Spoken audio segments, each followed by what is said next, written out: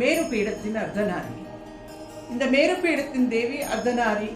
பைரவர் கைலைமலை மாத்திருக்கா அக்ஷரங்களில் ரா பிறந்த இடமாகவும் இருக்கிறது. அக்ஷர தேவியின் நாமம் ரேஷிகா தேவி. அன்னையின் கொழுப்பு விழுந்த இடம் மேரு பீடம் என்று அழைக்கப்படுகின்றது. அன்னை கருப்பு நிறத்தவள், 5 முகங்களும் 8 கரங்களும் கொண்ட சிம்மவாகினி.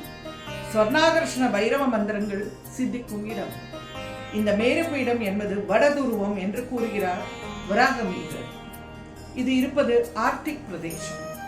இங்கு நிலவும் பனியையும் குளிரையும் எண்ணிக்கூட பார்க்க முடியாது. சதா பனி மழை பெய்யும். இந்த இடம் சூன்யமாக காட்சி தரும். வருடத்தில் 6 மாதங்களே சூரிய ஒளியை காணக்கூடிய இடம் இந்த வடதுருவம். சுமேருவுக்கும் குமேருக்கும் நடுவில் உள்ள இடம். மேருமலையை சுமேரு என்றும் சினேரு என்றும் அழைக்கிறோம்.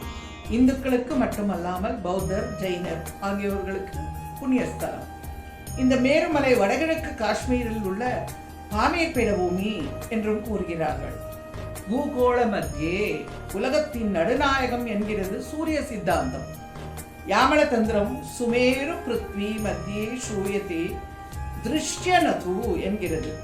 சுமேரு உலகத்தின் நடுவில் உள்ளது, ஆனால் காண கிடைக்காதது. சூரியன் தன்னுடைய கோள்களுடன் ஒவ்வொரு நாளும் இந்த மேருமலையை சுற்றி வருவதாக ஐதீகம். மேரு என்றால் மலைச்சிகரத்தை போன்ற உருவம்.